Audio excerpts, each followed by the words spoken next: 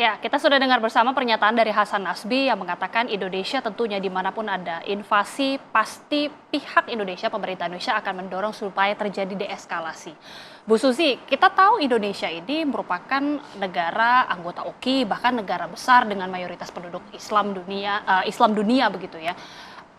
Mungkinkah kita mengambil peran di dalam konflik ini supaya bisa mendorong deeskalasi itu? Karena kita tahu kan pertemuan P3 ini sedang berlangsung atau tiga negara tadi ya, Inggris, Jerman dan juga Perancis. Tapi Indonesia sebagai negara anggota OKI punya perankah untuk masuk lebih jauh?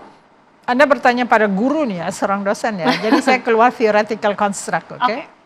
Kalau Anda nggak bisa mengikuti apa yang Republican bilang bahwa national security, individual responsibility, dan community, Anda nggak mungkin dianggap, karena Anda seperti botol kosong aja.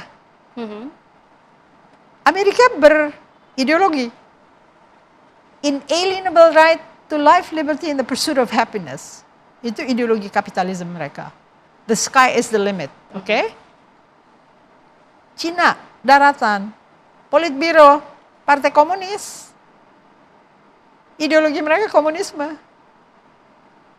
Ideologi Indonesia apa? Bisakah Pancasila itu dijadikan empirik lalu menciptakan komunitas Pancasila atau memang belum? Selama kita belum bisa, intel-intel asing, pesta dong. Ini negara kosong melompong. Kalau kita nggak berbobot, berakar ke dalam, akan mudah digoyang. Jadi kalau kita sendiri disiasati oleh negara lain, dalam kita berhubungan, negara lain itu bukan saudara. Negara lain adalah negara yang menginginkan profit dan scarce resources. Kalau kita sendiri tidak teguh menanggulangi scarce resources dan profit tersebut, kita nggak dianggap. Misalnya, bisa dong Memorandum of Understanding Cina tentang overlapping claims menjadi pengakuan Indonesia pada Nine Dash Line ya. Itu kan versi mereka. Kalau kita bikin lagi Memorandum of Understanding Komdigi dengan Rusia, apakah kita tahu Rusia itu sarang hackers? Apakah kita mau bersahabat kalau kita sendiri tidak paham tentang ilmu tersebut? Oke.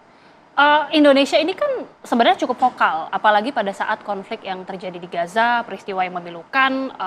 Pada saat itu Menlu sebelumnya Ibu Retno Marsudi ini bahkan secara terang-terangan menjadi juru bicara dari OKI juga mewakili untuk berbicara langsung dengan Joe Biden pada saat itu. Ini bisakah diulang bahwa peran Indonesia ini akan semakin aktif berkaitan dengan konflik ini? Masa itu saya kira sudah agak mundur ya, karena tiba-tiba kan presiden dituduh sebagai koruptor terbesar ya oleh satu lembaga asing, Pak Jokowi. Jadi kisah-kisah tentang merdunya hilirisasi, perlindungan warga negara dan sebagainya, tiba-tiba sekarang semua ceritanya adalah tentang bad behavior, bad ethics dan segala macam. Kan orang asing menandai.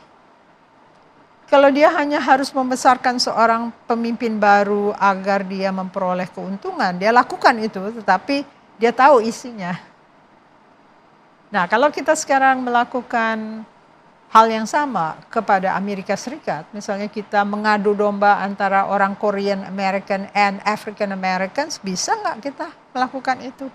Karena kita nggak dianggap. Waktu kita ikut konferensi D8, bukannya agak dihina oleh Turki. Maksudnya, kenapa kamu mau masuk ke Middle East area? This is my fiefdom, oke? Erdogan kan begitu seakan-akan. Waktu udah Indonesia akan membeli pesawatnya dia, mungkin itu ada transaksi lalu gembira lagi ya. Negara itu kan begitu. Jadi kalau misalnya kita sendiri hanya harus memberikan upeti-upeti kepada setiap negara untuk kita berkawan, ya itu berat juga ya. Karena sebetulnya kita harusnya diakui karena ditakuti. Ya, ditakuti untuk bisa melakukan tindakan-tindakan yang mencederai mereka. Menurut Bu Susi, Indonesia dengan arah sekarang kebijakan luar negeri dari Indonesia sendiri? Pak Prabowo berusaha lah untuk menjadi presiden politik luar negeri atau kebijakan luar negeri. Dia pergi kemana-mana, dia mendekati semua. Tetapi selama kita tidak punya apa yang saya bilang individual responsibility, community, and national security yang intact dalam coalition patterns-nya, bisa kebaca. Karena dunia ini dunia transparan ya. Nggak usah yang susah-susah kita Google aja, kita ketemu semua artikel yang kita mau temukan tentang betapa sulitnya negeri ini untuk dijadikan satu andalan ya yang predictable. Predictabilitas itu penting untuk masuknya investasi, predictabilitas itu penting untuk isu-isu pertahanan dan sebagainya. Kalau rakyatnya harusnya diberikan pendidikan yang berkualitas, berikanlah, karena dia akan bisa mempertahankan dirinya sendiri dan mempertahankan area di mana dia tinggal. Kan kita terdiri dari suku-suku, jadi suku itu harus bisa mempertanggungjawabkan kepada sukunya itu bahwa dia aman dan dia sejahtera. Ada nggak mekanisme untuk melakukan itu? Nah, itu yang saya sebut community. Have we done our homework on community creation out of Indonesian society? Jadi ada society Indonesia, tapi dia berupa komunitas apa bukan? Atau dia komunitas sebetulnya satunya rumpun Melayu, satunya Filipino, satunya Arabik, satunya Cina. Beragam. Ya, bukan gitu, yang keluar itu yang agak bahaya. Kalau hanya Batak dengan Jawa atau Manado dengan Jawa itu kita dalam satu rumpun ya. Tapi kalau udah di luar dan ditarik, itu yang menjadi berbahaya karena sebetulnya dunia ini bisa aman kalau masing-masing bisa menjaga dirinya sendiri. Tapi ternyata kan kita terlalu loose dalam artian setiap kali dibiarkan saja orang melakukan kejahatan dan ini yang harus diatasi ya. Ya, baru-baru ini kan kita tahu belum ada 1 hari malah pertemuan antara Presiden Prabowo Subianto dengan Presiden Rusia Vladimir Putin. Ada sejumlah agenda yang dibahas, tapi mengingat eskalasi yang terjadi saat ini, apalagi kita tahu Rusia ada kecenderungan juga untuk masuk ke dalam blok Iran, mungkinkah ini juga menjadi hal yang bisa digaungkan oleh Presiden Prabowo Subianto untuk mendorong deeskalasi dan juga bersama dengan Rusia mungkin ya juga agar memiliki posisi yang sama supaya terjadi deeskalasi antara konflik Iran dan juga Israel ini, Bu? Tentunya karena kita berkepentingan untuk masalah ekonomi ya. Kan Putin juga akan melakukan investasi di Indonesia. Saya baca dari koran hari ini. Ada sejumlah uang yang akan ditanamkan untuk beberapa proyek ya di Indonesia. Jadi di samping perekonomian juga harusnya kalau misalnya kita bicara tentang global network atau global situations yang shifting, yang bergeser. Karena pergeseran ini sudah tidak ada teorinya sekarang, belum ada. Pergeseran dari situasinya sangat kompleks ya, situasi geopolitik dunia.